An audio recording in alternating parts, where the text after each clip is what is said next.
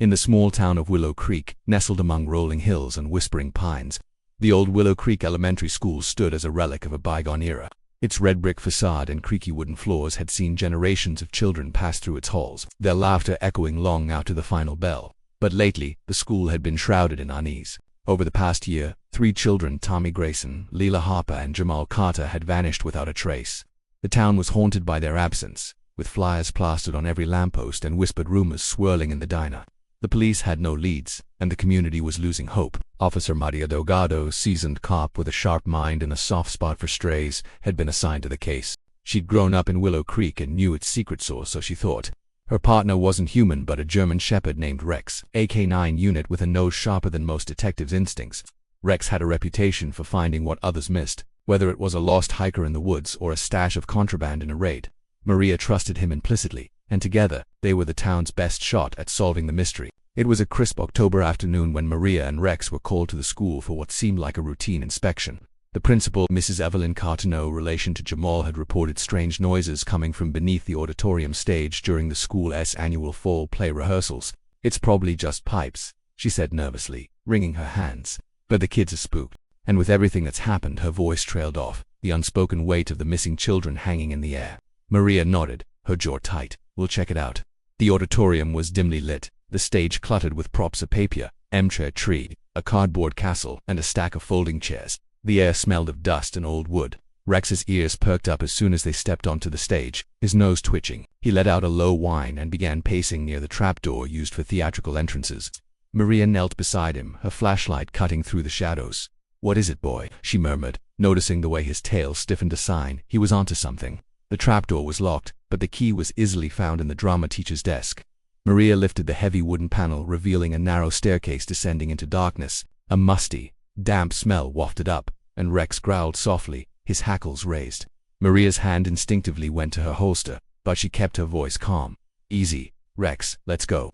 The staircase creaked under their weight, and the air grew colder as they descended. At the bottom was a small concrete-walled room, no bigger than a storage closet. It was empty except for a rusty filing cabinet and a pile of forgotten props, scattered costumes, and broken stage lights. Maria scanned the room with her flashlight, her heart sinking. Nothing, just another dead end. But Rex wasn't convinced. He pawed at the far wall, his claws scraping against the concrete.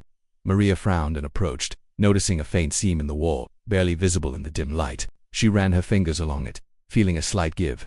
"What the hell?" she muttered, pressing harder. With a low groan, a section of the wall shifted, revealing a hidden door. Her pulse quickened. She glanced at Rex, who was now fully alert, his eyes locked on the door. "Good boy," she whispered, pushing it open. Beyond was a tunnel, its walls rough-hewn and damp, stretching into darkness. The air was thick with the smell of earth and something else, something faintly metallic. Maria's radio crackled, but she ignored it, her focus on the path ahead. She wasn't about to wait for backup, not when Rex was this agitated. The tunnel sloped downward, and after a few minutes, they reached another door, this one wooden and warped with age. Maria hesitated, her hand hovering over the knob. She could hear faint sounds, now muffled voices, maybe a sob. Her heart pounded in her chest. She pushed the door open, and what she saw made her breath catch. The room was larger than the last, lit by a single flickering bulb hanging from the ceiling. In the corner, huddled on a tattered blanket, were 3 children, Tommy, Lila, and Jamal. Their clothes were dirty, their faces pale, but they were alive. They looked up, eyes wide with fear and hope, as Maria stepped inside. "It's okay," she said softly, her voice steady despite the adrenaline surging through her. "I'm here to get you out." But before she could move, a shadow shifted in the corner. A man stepped forward, his face gaunt and his eyes wild. He held a rusty crowbar in one hand, his knuckles white. "You shouldn't be here," he growled, his voice low and menacing. Maria recognized him instantly, Mr. Hargrove, the school's janitor, a quiet man who'd worked there for decades. No one had ever suspected him. No one had even thought to look. Rex bared his teeth, a deep growl rumbling in his chest. Maria's hand rested on her gun, but she kept her tone calm. "Put it down, Hargrove. It's over." He laughed, a bitter, broken sound. "You don't understand. They were safe here. I was protecting them." "Protecting them?" Maria's voice hardened. "You took them from their families. Step back now." Hargrove's eyes darted to the children, then back to Maria. For a moment, it seemed he might comply. But then he lunged, swinging the crowbar. Rex was faster. The dog leaped, slamming into Hargrove's chest and knocking him to the ground. The crowbar clattered across the floor, and Maria was on him in an instant, cuffing his hands behind his back. The children were crying now, clinging to each other. Maria knelt beside them, her voice gentle. "You're safe now, I promise." She radioed for backup, her hands shaking as she held the children close, Rex standing guard at her side. As the sound of sirens grew closer, Maria looked around the room. It was a grim, makeshift space blankets, canned food, and a small stack of books, as if Hargrove had planned to keep the children here indefinitely. Questions swirled in her mind. Why had he done this? How had he kept it hidden for so long? And what other secrets were buried beneath Willow Creek Elementary? The police arrived and Hargrove was taken into custody. The children were reunited with their families, their tears of relief mingling with the town's collective sigh. But Maria couldn't shake the feeling that this was only the beginning. The tunnel, the hidden room, it didn't make sense. It was too elaborate, too old, for one man to have built alone. And Hargrove's ramblings as he was led away, something about keeping them for the others, sent a chill down her spine. As she and Rex walked back to her cruiser, the school looming behind them in the fading light, Maria's mind raced. She'd found the children, yes, but the mystery was far from solved. Who were the others? What was the purpose of that tunnel? And how many more secrets lay hidden beneath the stage? The days following the rescue of Tommy, Lila, and Jamal were a whirlwind in Willow Creek. The town buzzed with gratitude and disbelief. The story of Officer Maria Delgado and her canine partner Rex spreading like wildfire. News vans lined the streets, their cameras trained on the old elementary school, while parents hugged their children a little tighter at night. But for Maria, the celebration felt hollow. The questions gnawing at her wouldn't let her rest. The tunnel, the hidden room, Hargrove's cryptic words, it all pointed to something bigger, something the town wasn't ready to face. Maria sat at her desk in the small police station. Rex sprawled at her feet, his ears twitching at the hum of the fluorescent lights. She pored over the case files, her coffee long gone cold. Hargrove wasn't talking. In interrogation, he'd clammed up, his eyes distant, muttering only that he'd done what he was told. The children, still shaken, couldn't offer much either. They spoke of being kept in the room, fed canned soup, and given books to read, but Hargrove had never explained why. They hadn't seen anyone else. Though Tommy mentioned hearing other voices through the walls at night, faint, muffled like whispers carried on the wind. Maria's gut told her the tunnel wasn't just a hideout. It was too old, its stone walls worn smooth by time, suggesting it predated the school itself. She pulled up the building's records, dusty blueprints from the town archives. Willow Creek Elementary had been built in 1923, but the blueprints showed no mention of a basement or tunnel. That meant someone had added it later, in secret, but who, and why? Determined to dig deeper, Maria decided to return to the school after hours. She waited until dusk, when the building was empty, its halls silent except for the occasional creak of settling wood. With Rex by her side, she entered the auditorium, the stage now cordoned off with police tape. The trapdoor was still open, a yawning black square in the floor. She clicked on her flashlight and descended, Rex's nails clicking on the steps behind her. This time she examined the tunnel more closely. The walls were etched with faint marking symbols that looked like they'd been carved decades ago. They weren't random scratches. They formed patterns, spirals, and intersecting lines that seemed almost ritualistic. Maria snapped photos with her phone, her unease growing. She wasn't an expert in archaeology, but these didn't look like anything she'd seen in history books. Rex, too, was on edge, his nose sniffing the air as if picking up a scent she couldn't detect. The tunnel stretched farther than she'd realized. After 10 minutes of walking, it branched into two paths. One led back to the hidden room where the children had been found. The other descended deeper, the air growing colder and the walls more uneven. Maria hesitated. She hadn't told anyone she was coming here tonight, and her radio signal was weak this far underground. But Rex was already moving toward the second path, his ears flat against his head. She trusted him. She always had. The new tunnel opened into a larger chamber, its ceiling supported by crumbling stone pillars. In the center was a circular stone platform, about 10 feet across, engraved with more of those strange symbols. Scattered around it were objects that made Maria's stomach twist. Old toys, a faded schoolbook, a single child's shoe. They weren't dusty or decayed, they looked recent, as if someone had been here not long ago. Rex growled, his attention fixed on a dark corner of the chamber. Maria swung her flashlight, catching a glint of metal. She approached cautiously, her boots crunching on the gravelly floor. It was a small, locked box, its surface etched with the same symbols as the platform. She tried to pry it open, but it wouldn't budge. Tucking it under her arm, she decided it was time to leave. Whatever this place was, it wasn't meant to be found. Back at the station, Maria locked the box in the evidence room and sent the photos of the symbols to a friend at the state university, a history professor named Dr. Elena Ruiz. If anyone could make sense of them, it was her. By morning, Elena called back, her voice tight with excitement. "Maria, these aren't just random carvings. They resemble symbols used by a secretive group in the early 1900s, a kind of fraternal order that operated in this region. They were rumored to have strange rituals, but the records are spotty." "Where did you find these?" Maria hesitated. "Under the school. There's a lot I can't explain yet." Elena promised to dig deeper, but warned her to be careful. Groups like that didn't just vanish. If this is connected to them, there could be people who don't want you poking around. The warning stuck with Maria as she drove home, Rex's head resting on the passenger seat. The town felt different now, its quaint charm overshadowed by something darker. She couldn't shake the feeling that she was being watched. At a stoplight, she glanced in her rearview mirror and saw a dark sedan idling a few cars back. It was too far to make out the driver, but it lingered just long enough to make her uneasy. When she got home, Maria locked the doors and set the box on her kitchen table. She stared at it, her mind racing. Whatever Hargrove had been part of, it wasn't just one man's obsession. The tunnel, the symbols, the objects, they pointed to a network, a history buried beneath Willow Creek. And somewhere out there, the others Hargrove had mentioned were still at large. As Rex curled up at her feet, Maria opened her laptop and started searching for anything she could find about secret societies in the area. The deeper she dug, the more questions she uncovered. Old newspaper articles mentioned unexplained disappearances dating back decades, always near the school. A grainy photo from 1947 showed a group of men in suits standing outside the school, their faces blurred but their postures rigid, almost ceremonial. The phone rang, startling her. It was Lila again. "Maria, I found something." The group I mentioned, they called themselves the Order of the Saffron Veil. They believed in, well, let's just say they had some wild ideas about protecting the town through rituals. "I'm sending you a file, but you need to be careful. If this is still active, you're stirring up something big." Maria thanked her and hung up, her eyes drifting back to the box. She didn't know what was inside, but she knew one thing for sure. She and Rex were far from done. The secrets of Willow Creek were only beginning to unravel, and whatever lay ahead, they'd face it together. Maria barely slept that night, her mind tangled with thoughts of the Order of the Saffron Veil and the locked box sitting on her kitchen table. The weight of the discovery pressed on her, heavy as the damp air in that underground chamber. Rex, sensing her unease, stayed close, his warm presence a quiet reassurance as she tossed and turned. By morning, her resolve had hardened. She needed answers, and the box was her next lead. At the station, Maria retrieved the box from the evidence room, careful to log it properly to avoid raising suspicion. She didn't trust anyone else with it yet, not even her colleagues. The town was too small, too interconnected, and Hargrove's arrest had already stirred up whispers. People were talking, and not all of them were grateful. Some, like the old-timers at the diner, cast wary glances her way, muttering about letting sleeping dogs lie. Maria ignored them. She had a job to do, and Rex was her only partner she could fully trust.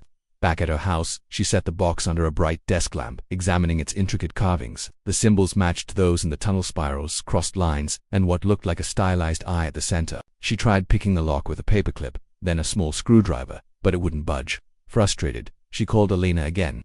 "Any chance your research turned up anything about weird locked boxes?" she asked, half joking. Elena's voice was serious. "Actually, yes. The Order used sealed containers for their rituals, usually to store documents or artifacts they believed held power. They were paranoid about outsiders, so their locks were custom-made, often with hidden mechanisms. You might need a specialist." Maria frowned, glancing at the box. "What kind of specialist? A locksmith with a knack for antiques? Or maybe someone who knows about old fraternal orders? I'll send you a name guy in the city who's helped with historical artifacts before. But Maria, be careful who you show this to if the Order is still around. They won't like you meddling." The warning lingered as Maria hung up. She decided to take the box to the locksmith. But first, she wanted to revisit the school. Something about the chamber nagged at her. The toys, the shoe, the platform, they weren't random. She grabbed her flashlight, clipped Rex's leash, and headed out, the box tucked securely in a backpack. The school was quieter than usual, the students on a field trip for the day. Mrs. Carter, the principal, let her in with a nervous smile. "You're back already. Did you find something else?" she asked, her eyes darting to Rex. "Just following up," Maria said, keeping her tone neutral. She didn't mention the box or the chamber. Not yet. Down in the tunnel, the air felt heavier, the silence oppressive. Rex led the way, his nose low to the ground. When they reached the chamber, Maria noticed something she'd missed before, a faint outline in the dust on the stone platform. Like something heavy had been moved recently. She knelt, tracing the shape with her finger, a rectangle, about the size of the box. Her pulse quickened. Had someone been here since her last visit? Rex suddenly froze, his ears pricked.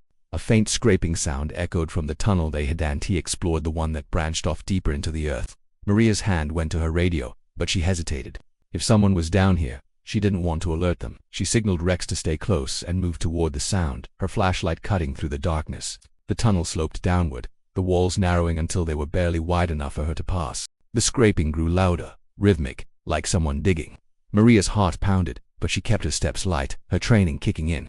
Rex's hackles were up, but he stayed silent, his training as sharp as hers. The tunnel opened into another chamber, smaller than the last but just as old. In the center, a figure hunched over a pile of dirt, a shovel in hand. Maria's flashlight caught the glint of glasses and a familiar face, Mr. Peterson, the school's history teacher, a quiet man who'd always seemed more interested in books than people. He froze, his eyes wide with panic. "Officer Delgado," he stammered, dropping the shovel. I can explain." Maria kept her hand near her gun, her voice steady. "Start talking, Peterson. What are you doing down here?" He hesitated, his gaze flickering to Rex, who was growling softly. I was curious. After you found the kids, I heard about the tunnel. I teach history, you know. I thought there might be artifacts, something to explain what Hargrove was doing." Maria didn't buy it. His hands were shaking, and there was a backpack at his feet half open, with a glint of metal inside another box, similar to hers. "Step away from the bag," she ordered, "and tell me the truth. What's with the box?" Peterson's shoulders slumped, but his eyes darted to the tunnel's entrance, as if expecting someone. "It's not what you think," he said. "I'm not like Hargrove. I was trying to stop them." Then Maria pressed, stepping closer.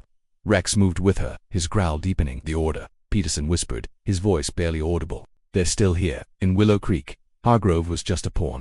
They've been using the school for years, hiding things people. I found out by accident, old records in the library. I thought if I could find their artifacts, I could expose them."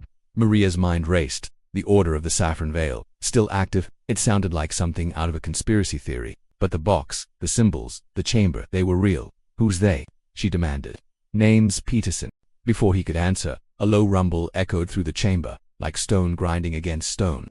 Rex barked, spinning toward the sound. Maria swung her flashlight, catching a glimpse of movement, a section of the wall sliding open, revealing another tunnel. A figure stood silhouetted against the darkness, too far to make out details. Then, a voice, low and deliberate, called out, "You shouldn't be here, officer." Maria's blood ran cold. She grabbed Peterson's arm, pulling him toward the exit. "Move, now," she hissed. Rex snarled, positioning himself between her and the figure. The sound of footsteps echoed, growing closer, as the chamber seemed to close in around them. They ran, Peterson stumbling behind her, the backpack left behind. The tunnel twisted and turned, but Maria's focus was on getting out. Rex stayed at her heels, his barks echoing off the walls. When they finally reached the auditorium, Maria slammed the trapdoor shut and dragged a heavy prop table over it. Her heart was pounding, but she wasn't done. She needed to get Peterson to the station, open that box, and figure out who or what was still lurking beneath Willow Creek. As she drove Peterson to the station, Rex in the back seat, Maria's phone buzzed. It was Elena, her voice urgent. "Maria, I found more on the Order. They weren't just a cult. They had ties to powerful people, politicians, even law enforcement. If they're still active, you're in danger. Get out of Willow Creek." Maria glanced at Peterson, who was staring out the window, his face pale. She didn't trust him, not fully, but he was her only lead. The box in her backpack felt heavier than ever, and the memory of that voice in the tunnel lingered like a shadow. She and Rex had uncovered something far bigger than a missing persons case, and there was no turning back now. Maria's cruiser sped through the quiet streets of Willow Creek, the locked box rattling in her backpack. Peterson sat in the passenger seat, his hands clasped tightly, his eyes darting nervously to the side mirrors. Rex, in the back, was restless, his low growls punctuating the tense silence. Maria's mind churned with questions about the Order of the Saffron Veil, the figure in the tunnel, and the secrets buried beneath the town she'd called home her whole life. Elena's warning echoed in her head. Get out of Willow Creek. But Maria wasn't running. Not yet. At the station, she secured Peterson in an interview room, his protests of innocence growing weaker with every passing minute. She didn't have time to interrogate him fully, not with the threat of that shadowy figure still out there. She needed to open the box. It was the key to everything. Maria drove to the city an hour away to meet Elena's contact, a grizzled locksmith named Amos, who worked out of a cluttered shop filled with antique clocks and rusted relics. His hands were steady as he examined the box, his magnifying glass hovering over the etched symbols. "This ain't no ordinary lock," he muttered, his voice rough as gravel. "It's got a double pin mechanism, old as sign. Whoever made this didn't want it opened. Can you crack it?" Maria asked, her patience thinning. Amos grinned, revealing a gap-toothed smile. "Gimme an hour." While Amos worked, Maria sat in the shop's corner, Rex at her feet, and opened the file Elena had sent. It was a chilling collection of documents, grainy photos of men in robes, newspaper clippings about unexplained disappearances, and a cryptic reference to the Order's belief in guardians who protected Willow Creek through hidden rituals. One line stood out. "The veil must never be lifted, lest the town fall." Maria shivered, glancing at Rex, who was watching Amos with unwavering focus. Finally, Amos called her over. The box was open, revealing a leather-bound journal, its pages yellowed but intact, and a small ornate key with the same eye symbol carved into its handle. Maria's heart raced as she opened the journal. The handwriting was meticulous, detailing decades of the Order's activities meetings held beneath the school, names of members long dead, and references to offerings to keep the town safe. The most recent entry, dated just a year ago, mentioned Hargrove by name, calling him a keeper tasked with guarding the children until the cycle was complete. Maria's blood ran cold. The children weren't random victims, they were part of some twisted ritual. But why, and what was the key for? Before she could read further, her phone buzzed. It was the station. Peterson had escaped, slipping out during a shift change. Worse, someone had broken into the evidence room, taking the second box from the tunnel. Maria grabbed the journal and key, thanked Amos, and raced back to Willow Creek with Rex. The town felt different now, its familiar streets laced with menace. She headed straight for the school, her instincts screaming that the answers lay in the tunnels. The auditorium was dark, the trapdoor still blocked by the prop table.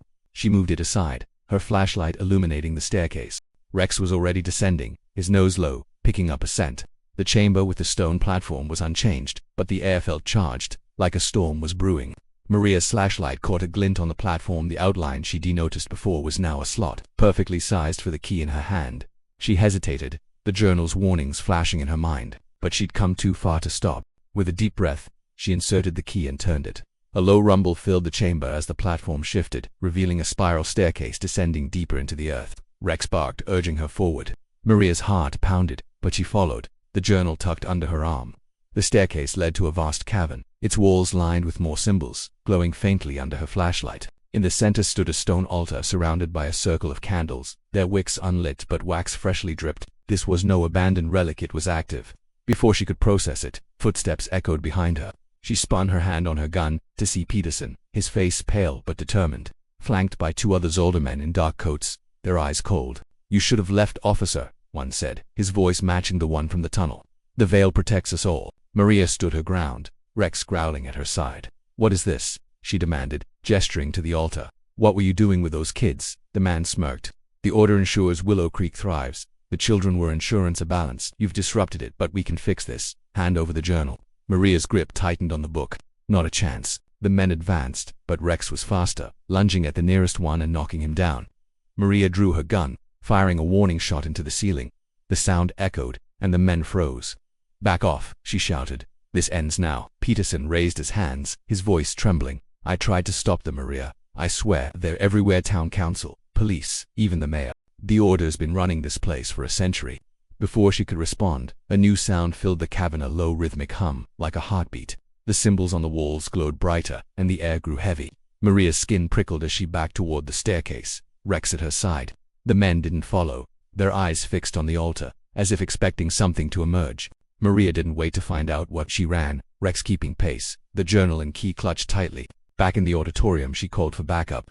This time from the state police. She couldn't trust the local force, not after Peterson's words. As sirens approached, she looked at Rex, his steady gaze grounding her. "We're not done yet, boy," she whispered. The state police raided the school, uncovering more tunnels and artifacts, but the men from the cavern were gone. The journal became evidence, its secrets leading to arrests across Willow Creek council members, a deputy, even the mayor. The Order of the Saffron Veil was exposed, its members scattered, but Maria knew some had escaped, their influence lingering like a shadow. She and Rex became local heroes, but Maria couldn't shake the hum she'd heard, the glow of those symbols. The journal mentioned a cycle that wasn't complete, and the key still burned a hole in her pocket.